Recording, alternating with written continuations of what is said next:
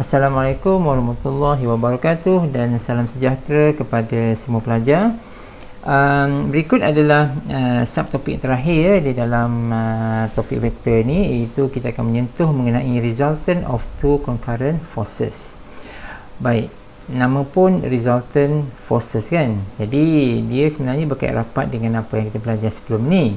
Ini bentuk apa ni? Ini kan bentuk parallelogram, kan? So, jadi kalau kita diberi vektor katakan F1 kat sini, F2 kat sini, maka dia punya resultant force adalah di tengah-tengah ni lah.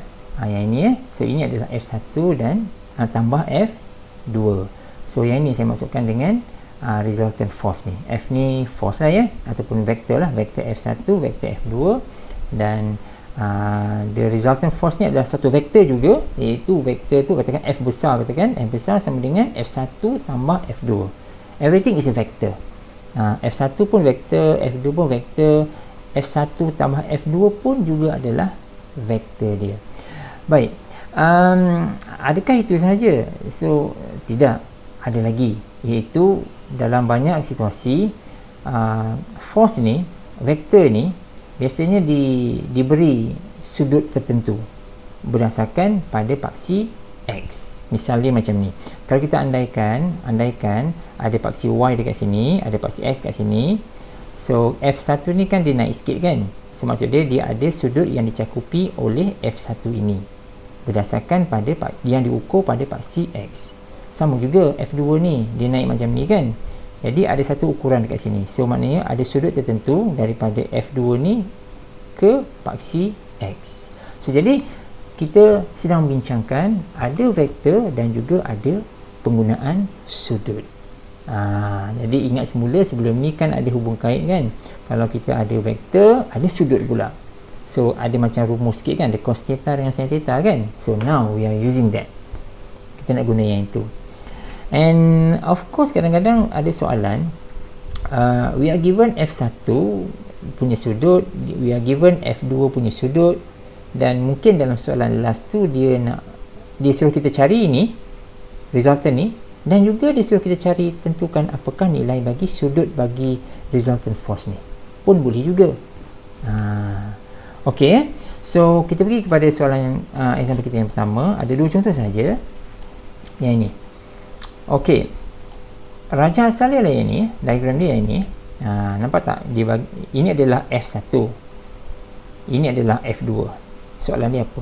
Soalan dia find the magnitude of the resultant. Okey, mula-mula sekali kena cari F1 tambah F2 lah. Lepas tu nak mencari angle theta ni, maksud dia angle theta oleh resultant forces tersebut. Jadi kalau kita lihat kat sini kan, yang ni sebelum ni rajah ini, nampak tak? Resultant forces ni akan berada di antara F1 dengan F2, di antara dia ya.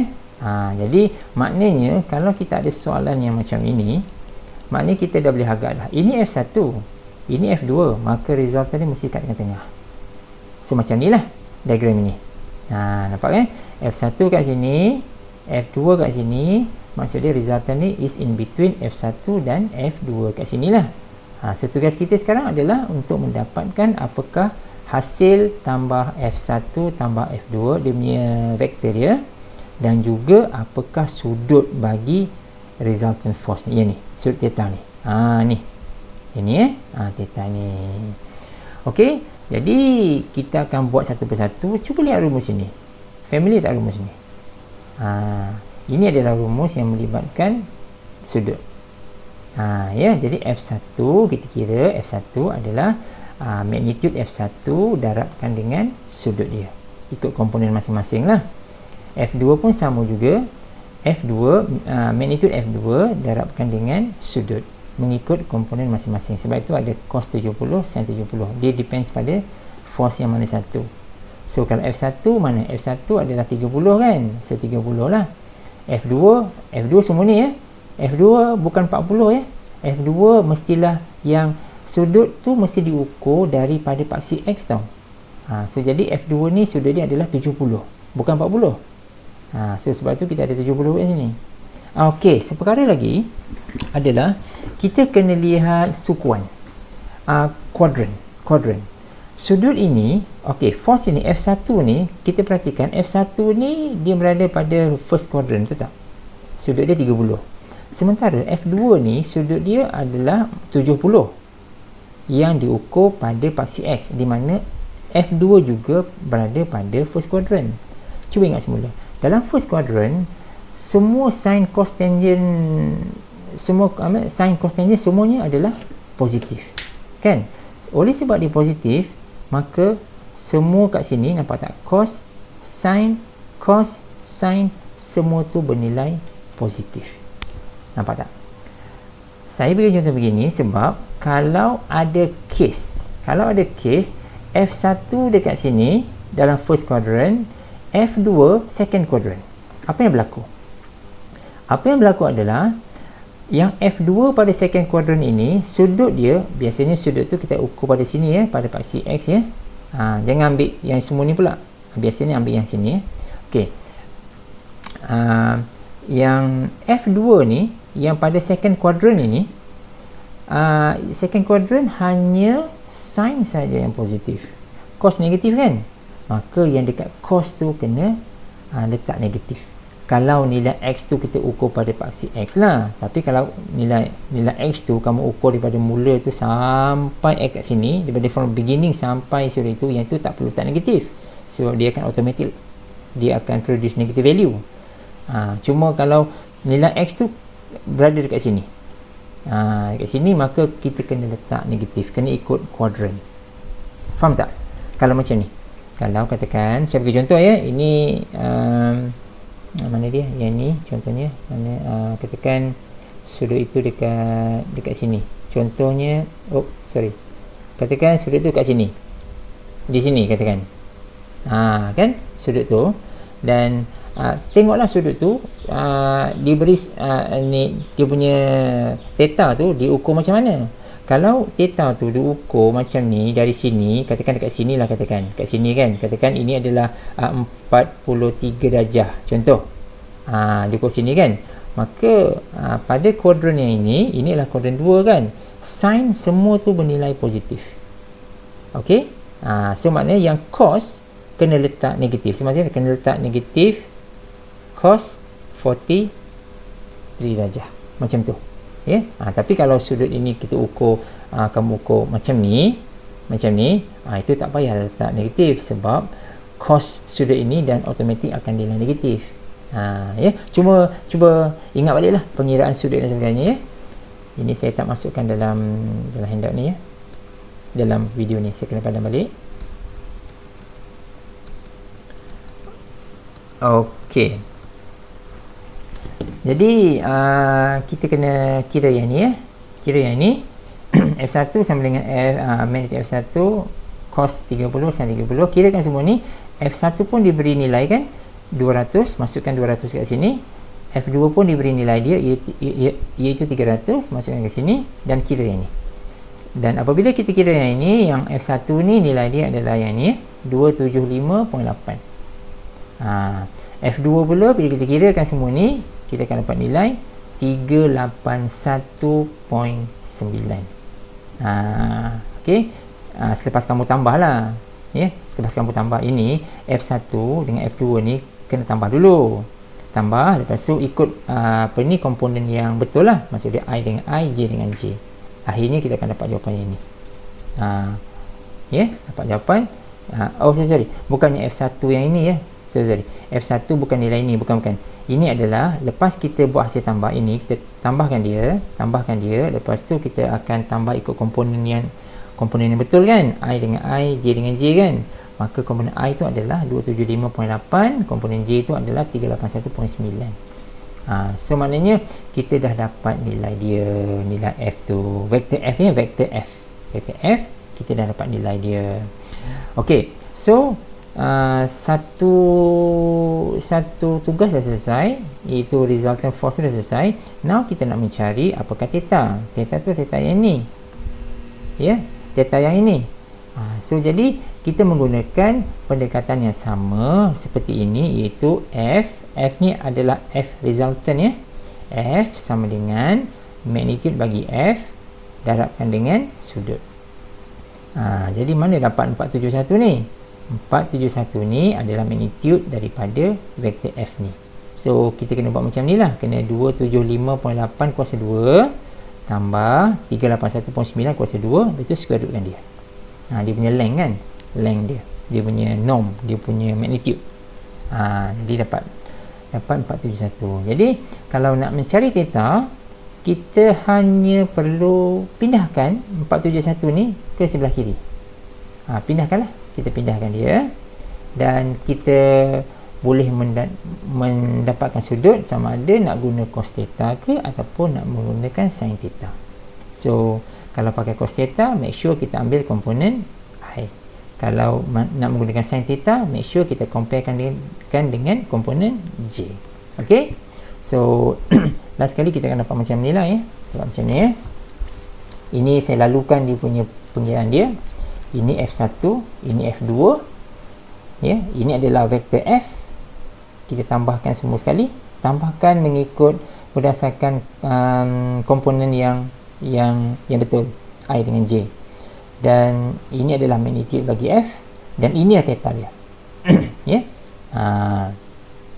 Mula-mula kita pindahkan 471 ni, pindahkan dia, dan kita cuba carikan theta tu. So finally kita dapat 54.2.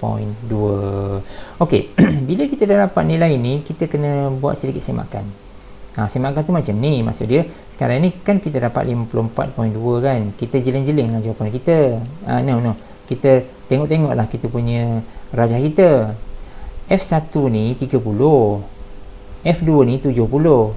So resultant dia adalah 54.2. So logik lah. Yang saya runsingkan, kalau kamu salah kira, tiba-tiba dekat sini dapat berapa? Katakan sini dapat 25.7. Mana betul?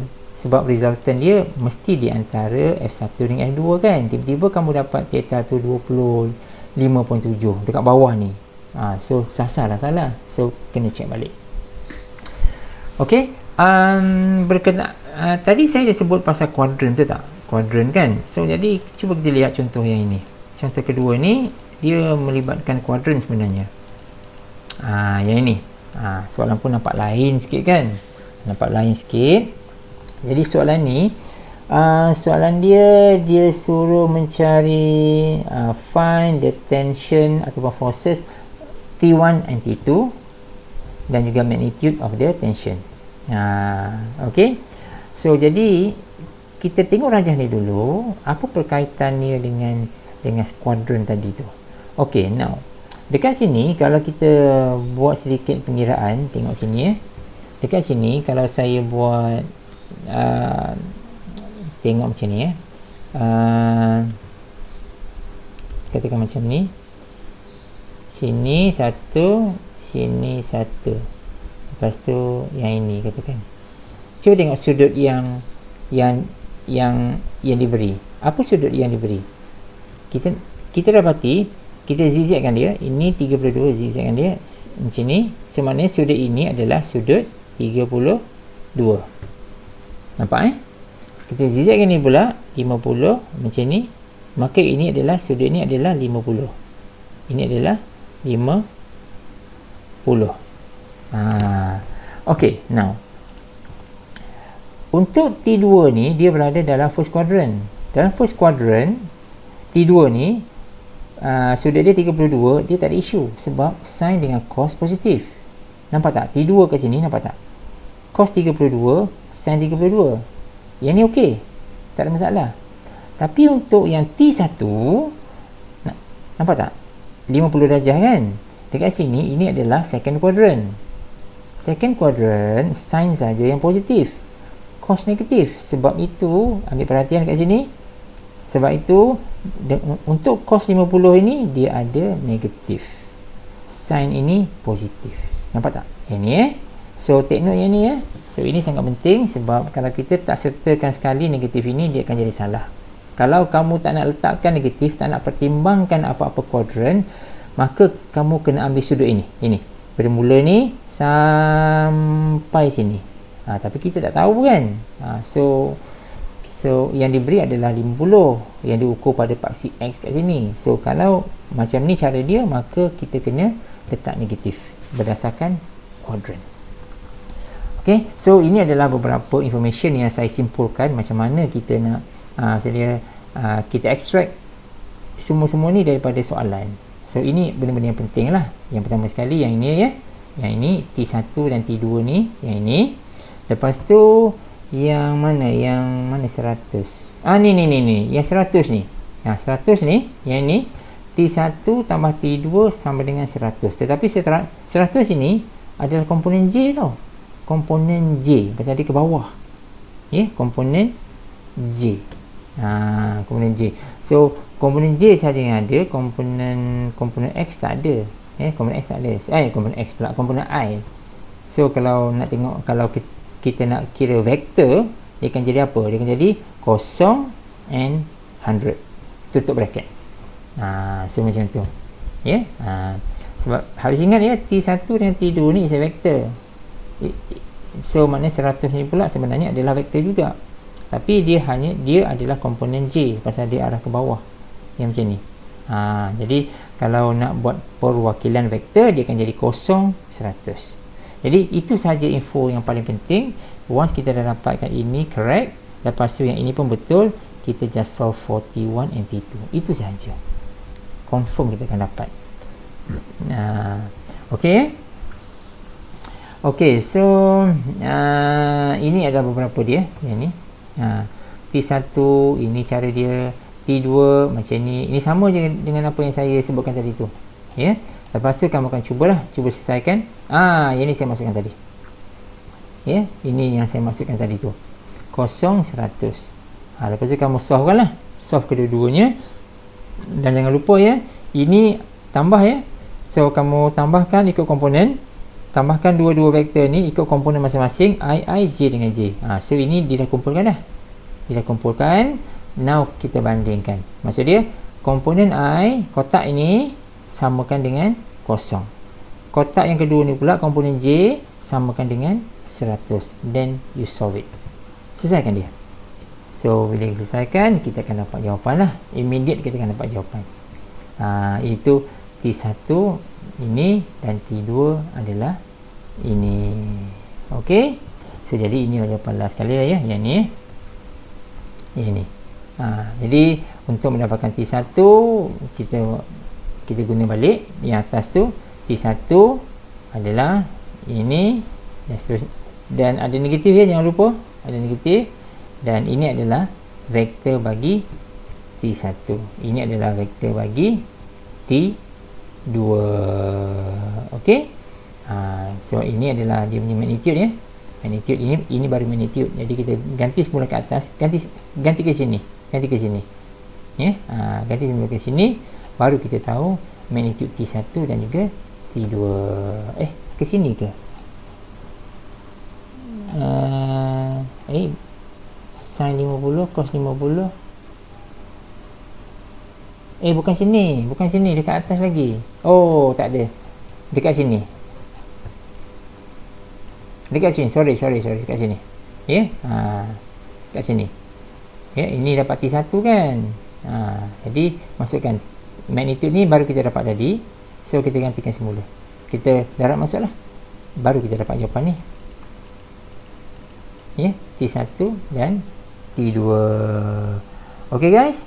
So saya rasa sampai sini dulu. So jadi boleh lihat tutorial, ada beberapa soalan yang kalau ada soalan macam ni lah So kalau tak ada, dalam tutorial kita akan bincang benda lain. Akan bincang perkara lain. So just take note kat sini, kalau dia melibatkan forces, please ensure sukuan dan sebagainya. Quadrant tu penting pasal dia akan berikan nilai negatif kat situ. Okay guys, so that's all for now. Thanks for watching this video. Kita akan jumpa dalam topik yang akan datang.